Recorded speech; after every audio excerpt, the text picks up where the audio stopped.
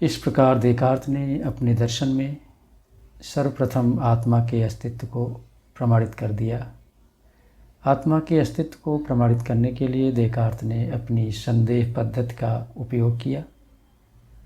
संदेह पद्धति के माध्यम से देकार्त संदेह करते करते वहाँ तक पहुँचते हैं जहाँ पर संदेह करने का कोई स्थान नहीं है, जहाँ पर संदेह नहीं किया जा सकता। देकार्त अंत में अपने ही अस्तित्व पर संदेह करते हैं और कहते हैं कि मैं संदेहकर्ता के रूप में निश्चित रूप से हूँ। संदेह सत्य है, संदेह का विषय कुछ भी हो, लेकिन संदेह करने वाला, डाउट करने वाला, डाउटर सदैव ही बना रहेगा। उस पर किसी भी प्रकार से संशय नहीं किया जा सकता।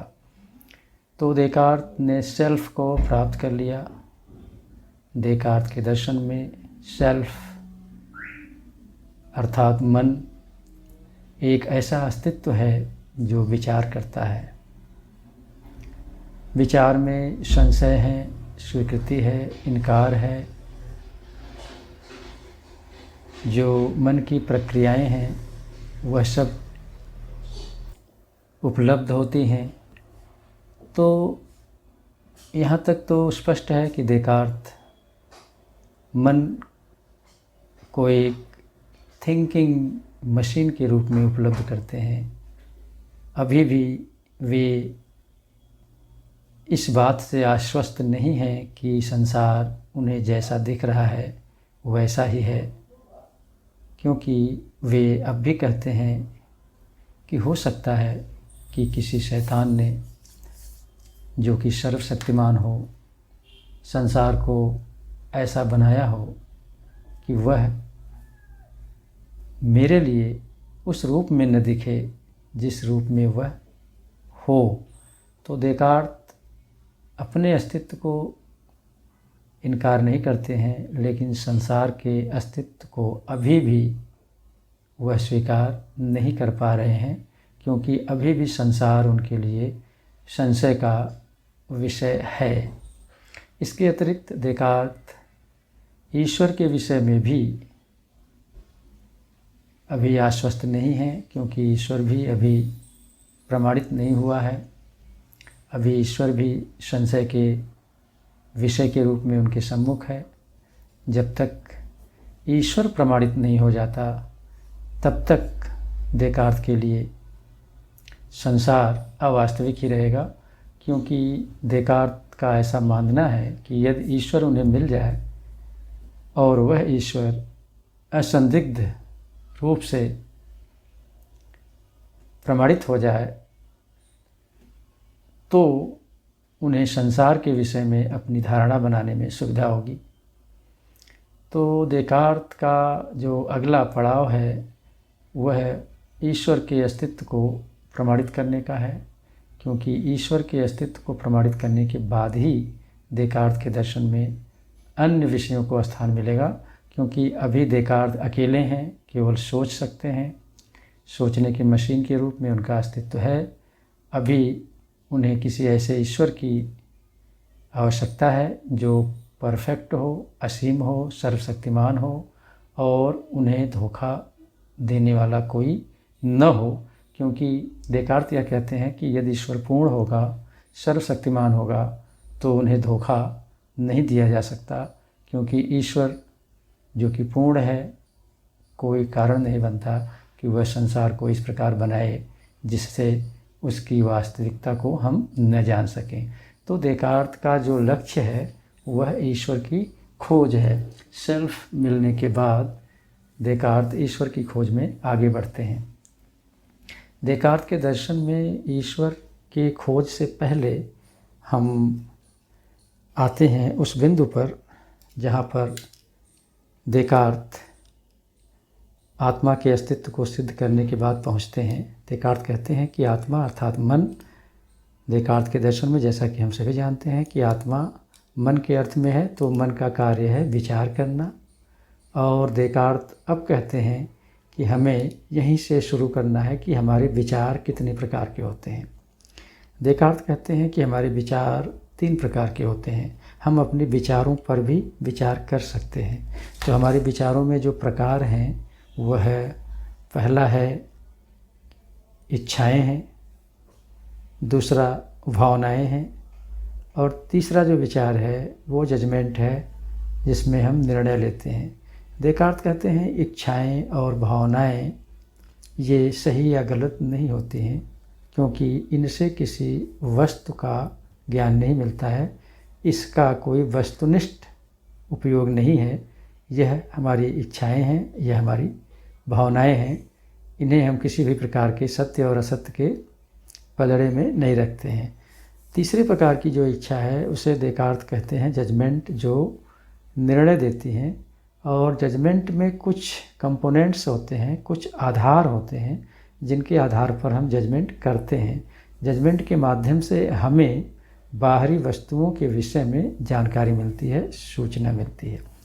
तो देकार्त के दर्शन में हम देखते हैं कि आगे देकार्त क्या कहते हैं। अभी तो उन्होंने अपने विचारों पर विचार किया और 3 प्रकार के विचारों में से जजमेंट को उन्होंने बताया कि इनसे हमें सूचना मिलती है, हमें ज्ञान मिलता है।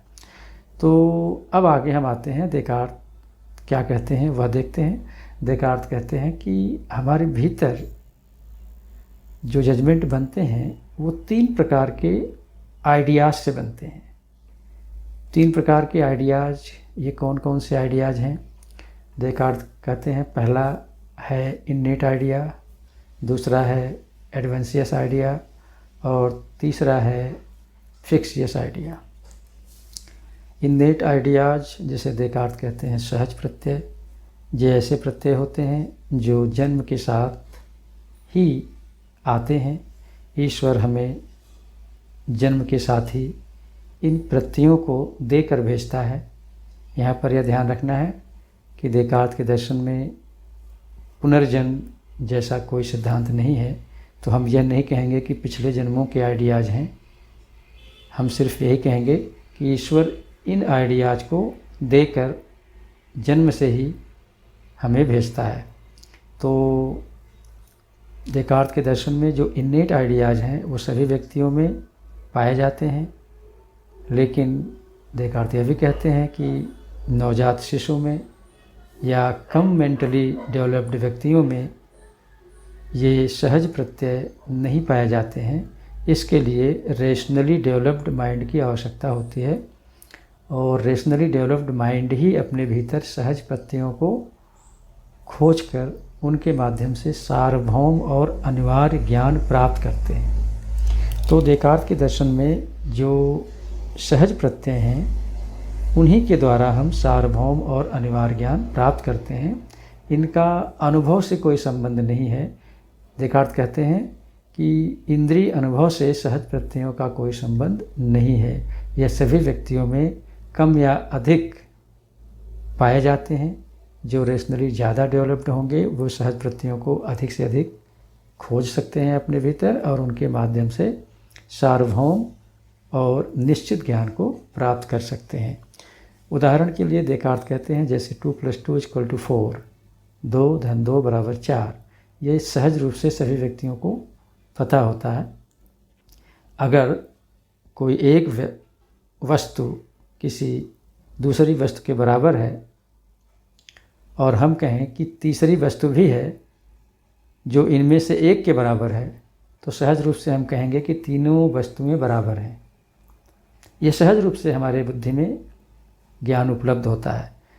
इसी प्रकार से बहुत से ऐसे प्रत्यय हैं जो सहज हैं और उनके द्वारा हम निश्चित और सार्वभौम ज्ञान प्राप्त कर सकते हैं। तो अगला जो प्रत्यय है देकार्त के दर्शन में वह है आकस्मिक प्रत्यय। देकार्त के दर्शन में जो आकस्मिक प्रत्यय हैं ये प्रत्यय हमें जन्मजात नहीं मिलते हैं, बल्कि जब हम संसार में आते हैं तो बाहरी जो प्रभाव हैं उनसे उपलब्ध होता है, उनसे हम इन प्रत्ययों का निर्माण करते हैं। कुछ तो हम जानबूझकर बनाते हैं और कुछ प्रत्ययों को अनजाने में बनाते हैं, हमारी इच्छा के बिना भी बन जाते हैं। जैसे बचपन से हमारे भीतर जो संस्कार पड़ते हैं, उन संस्कारों का भी हमारा एक प्रत्यय बन जाता है, हमारे भीतर धारणाएं बन जाती हैं और वे एक तरह से अनजाने में हमारी इच्छा के बिना भी सहज रूप से बनता जाता है। तो एक तो वो प्रत्यय होते हैं। दूसरे, हम स्वप्न में जब इंद्रियों से कोई ज्ञान प्राप्त करते हैं तो उससे भी हमारे प्रत्ययों का निर्माण होता है। तो देकार्त कहते हैं कि ये जो इंद्रियों के माध्यम से, जो बाह्य जगत से, जो बाह्य प्रभावों से प्रत्ययों का निर्माण होता है, इन प्रत्ययों में सार्वभौमिकता और निश्चितता नहीं होती है। इनको सही प्रमाणित करने के लिए हमें इनको अनुभव करना पड़ता है, इन्हें प्रमाणित करना पड़ता है। तो देकार्त के लिए इंद्रियों से प्राप्त जितने भी अनुभव हैं वे आकस्मिक हैं और उन्हें प्रमाणित करने के बाद ही हम उन्हें सही अथवा गलत कह सकते हैं।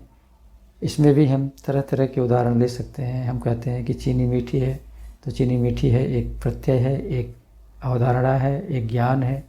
अब इसको प्रमाणित करने के लिए हमें इंद्रियों से अनुभव करना पड़ेगा। कभी न कभी हमें चीनी को चखकर ही जानना पड़ेगा कि चीनी मीठी है, यह वस्तुनिष्ठ ज्ञान है अथवा नहीं है। तो देकार्त के दर्शन में जो दूसरा प्रत्यय मिला वह आकस्मिक प्रत्यय है। यह इंद्रियों से या बाह्य प्रभावों से मिलता है और इसको प्रमाणित करने के बाद ही हम इसे सही या गलत कह सकते हैं। और जो तीसरा जो प्रत्यय देकार्त के दर्शन में मिलता है वह है काल्पनिक प्रत्यय, फिक्सियस प्रत्यय। तो काल्पनिक प्रत्यय वे प्रत्यय होते हैं जो व्यक्तिगत होते हैं, हमारी कल्पनाओं का जाल होता है। जैसे हम अपने मन में उन वस्तुओं का भी प्रत्यय बना सकते हैं जो बाह्य जगत में नहीं होती हैं। जैसे हम आकाश पुष्प, उड़न खटोला, उड़ने वाला घोड़ा, कुछ भी बना सकते हैं अपने मन के भीतर। और हम इन प्रत्ययों को न तो बाह्य जगत में पाते हैं और न ही इन प्रत्ययों को प्रमाणित करने की आवश्यकता होती है। तो देकार्त के दर्शन में हमने देखा कि पहला जो प्रत्यय है वो इन्नेट आइडियाज़ हैं, दूसरा जो है एडवेंशियस आइडियाज़ हैं, तीसरा जो है फिक्सियस आइडियाज़ हैं। तो इन्नेट आइडियाज़ ये सार्वभौम और सत्य निश्चित ज्ञान को देते हैं। एडवेंशियस प्रत्यय जो इंद्रियों के द्वारा प्राप्त होते हैं और इन्हें प्रमाणित करने की आवश्यकता होती है। तीसरा, जिसे हम काल्पनिक प्रत्यय कहते हैं, ये प्रत्यय व्यक्तिगत होते हैं और इनको प्रमाणित करने की आवश्यकता नहीं होती है। तो देकार्त के दर्शन में ये तीन प्रकार के प्रत्यय होते हैं। अब हमें इन प्रत्ययों में से सहज प्रत्यय को लेकर के रीजनिंग के माध्यम से ईश्वर के अस्तित्व को प्रमाणित करने का प्रयास करना है। देकार्त के शब्दों में कि सहज प्रत्यय जो कि सार्वभौम हैं, निश्चित हैं, यदि इनको हम आधार वाक्य बना दें और इनके द्वारा कोई निष्कर्ष निकलता है तो वह भी निश्चित और सार्वभौम होंगे। तो देकार्त यही करते हैं, अब सहज प्रत्ययों को ढूंढते हैं। तो देकार्त के दर्शन में अब हम कुछ सहज प्रत्ययों को समझ लें जिनको हम ईश्वर के अस्तित्व को प्रमाणित करने में प्रयोग में ले आएंगे। तो देकार्त के दर्शन में पहले तो हम यह जान लें कि देकार्त किन प्रत्ययों का उपयोग ईश्वर के अस्तित्व को सिद्ध करने में करते हैं। देकार्त का जो पहला प्रत्यय है वह यह है कि संसार में जितनी भी वस्तुएं हैं उनका कोई न कोई कारण होता है। कोई वस्तु बिना कारण के जन्म नहीं लेती है। इसका अर्थ यह हुआ कि कोई भी वस्तु शून्य से उत्पन्न नहीं होती है। जो भी वस्तु उत्पन्न हो रही हैं या होती हैं उनका कोई न कोई वास्तविक कारण होता है और वह कारण भी एग्जिस्ट करता है और वस्तुएं भी एग्जिस्ट करती हैं। तो पहली तो यही मान्यता है जो सहज रूप से सभी व्यक्तियों को पता है कि जो भी वस्तु हैं उनका कोई न कोई कारण है। तो देकार्त के दर्शन में हम देखेंगे आगे देकार्त इस प्रत्यय का उपयोग करेंगे। दूसरा है कि कोई भी कार्य जो उत्पन्न हो रहा है अपने कारण से बड़ा नहीं हो सकता है। कोई भी कार्य अपने कारण से बड़ा नहीं हो सकता है। इसका अर्थ यह हुआ कि जो भी कार्य उत्पन्न हुआ है, जैसे जगत की जितनी भी वस्तुएं हैं, वह वस्तुएं अपने कारण से बड़ी नहीं है। यह एक सहज प्रत्यय है, सहज धारणा है। देकार्त के दर्शन में इसको हम उपयोग में लाएंगे।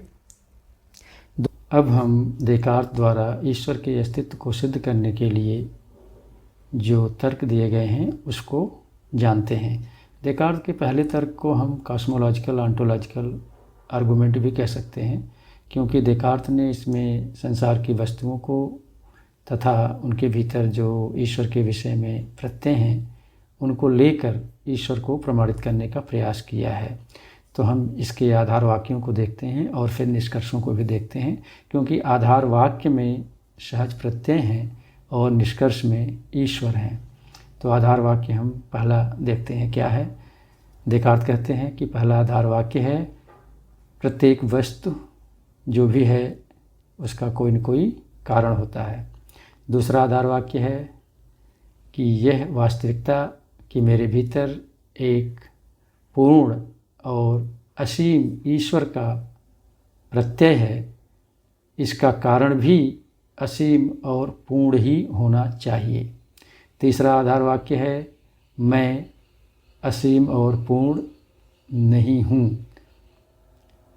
चौथा आधार वाक्य है कि मैं असीम और पूर्ण नहीं हूँ, इसलिए मैं असीम और पूर्ण का कारण नहीं हो सकता। पांचवा आधार वाक्य है कि मेरे भीतर जो असीमता और पूर्णता का प्रत्यय है उसका कारण मैं नहीं हूँ, तो कोई ऐसी सत्ता है जो मुझसे बाहर है और वही इस प्रत्यय का कारण है। निष्कर्ष के रूप में देकार्त कहते हैं कि वह सत्ता जो मुझसे बाहर है और मेरे भीतर असीम और पूर्ण ईश्वर के प्रत्यय का कारण है, वही ईश्वर है, वही गॉड है। तो इस प्रकार देकार्त अपने पहले आर्गूमेंट में सहज प्रत्ययों के आधार पर ईश्वर के अस्तित्व को सिद्ध कर देते हैं। अब हम आते हैं देकार्त द्वारा दिए गए दूसरे प्रमाण को समझते हैं, जिसे हम कंजर्वेशन ऑफ एग्जिस्टेंस आर्गूमेंट कह सकते हैं। तो देकार्त ने इस आधार वाक्य में जो प्रत्यय रखे हैं उनमें भी हम समझने का प्रयास करते हैं। देकार्त कहते हैं कि मैं एक ऐसी वास्तविकता हूँ जिसमें ईश्वर का प्रत्यय है। अगले आधार वाक्य में देकार्त कहते हैं जो भी वस्तुएं अस्तित्व में हैं उनका कोई न कोई कारण है और उन्हें कोई न कोई प्रिजर्व कर रहा है, कोई न कोई उन्हें बनाए रखने में उनकी सहायता कर रहा है। अगला आधार वाक्य है कि मैं यदि हूँ अस्तित्व में, तो मैं यह भी जानता हूँ कि मैं अपने अस्तित्व का कारण नहीं हूँ और अपने अस्तित्व को एक क्षण से दूसरे क्षण में ट्रांसफ़र करने वाला भी मैं नहीं हूँ, क्योंकि यदि मैं अपने अस्तित्व का जन्मदाता होता और मुझ में इतनी शक्ति होती कि मैं अपने जीवन को एक क्षण से दूसरे क्षण में ले जा सकता, तो मैं अपने जीवन को अनंत काल तक, असीम काल तक ले जा सकता था, लेकिन ऐसा नहीं है। अगले आधार वाक्य में देकार्त कहते हैं कि मैं अपने अस्तित्व का कारण नहीं हूँ और मैं अपने जीवन को निरंतर बनाए रखने का भी कारण नहीं हूँ। इस प्रकार देकार्त अगले आधार वाक्य में कहते हैं कि संसार की सभी वस्तुएं जो अस्तित्व में हैं और उन वस्तुओं को भी संरक्षित करने वाला ये वस्तुएं नहीं हैं। इस आधार पर हम कह सकते हैं कि जो संसार की सभी वस्तुओं को अस्तित्व दे रहा है तथा उन्हें संरक्षित कर रहा है और मेरे भीतर ईश्वर के प्रत्यय को जन्म दे रहा है, वही सत्ता ईश्वर है, इसलिए ईश्वर का अस्तित्व है। देकार्त ने ईश्वर के अस्तित्व को प्रमाणित करने के लिए जो तीसरा प्रमाण दिया है उसे हम existence is a perfection argument कह सकते हैं। इसमें देकार्त कहते हैं कि मेरे भीतर एक ऐसा प्रत्यय है ईश्वर के विषय में जिसमें सभी पूर्णताएं हों। अगले आधार वाक्य में देकार्त कहते हैं, अस्तित्व स्वयं में एक पूर्णता है, इसलिए मैं ऐसे ईश्वर में कैसे स्वीकृति प्रदान करूं जिसमें अस्तित्व न हो। निष्कर्ष के रूप में देकार्त कहते हैं, इसलिए गॉड अर्थात ईश्वर एग्जिस्ट करता है, अस्तित्ववान है। इन सभी प्रमाणों को देखकर हम यह कह सकते हैं कि देकार्त का पूरा प्रयास है कि जो भी आधार वाक्य हों वह स्वयं सिद्ध हों, आधार वाक्य पर किसी भी प्रकार का संशय न हो, तो उससे जो भी निष्कर्ष आएगा वह निश्चित होगा, अनिवार्य होगा और सार्वभौम होगा। देकार्त का यही प्रयास है कि दर्शन को हम तर्क बुद्धि यानी रीजनिंग के आधार पर खड़ा करें, जिससे उससे जो भी उपलब्ध हो वह अनिवार्य और सार्वभौम हो। तो देकार्त का यह प्रयास आत्मा के अस्तित्व को सिद्ध करता है, ईश्वर के अस्तित्व को सिद्ध करता है, और ईश्वर के अस्तित्व को सिद्ध करने के बाद देकार्त यह निश्चित रूप से कह देते हैं कि यह संसार वास्तविक है, जैसा है वैसा ही है, इसमें किसी प्रकार का भ्रम नहीं है, क्योंकि एक परिपूर्ण अस्तित्ववान सत्ता के लिए कोई कारण नहीं बनता कि वह संसार को गलत रूप में प्रस्तुत करे, भ्रम रूप में प्रस्तुत करे। तो इसलिए देकार्त के दर्शन में आत्मा, संसार और ईश्वर ये तीन सत्य उपलब्ध होते हैं। ईश्वर परिपूर्ण है, ईश्वर सर्वश्रेष्ठ है, ईश्वर महान है और ईश्वर ने ही आत्मा और संसार को बनाया है।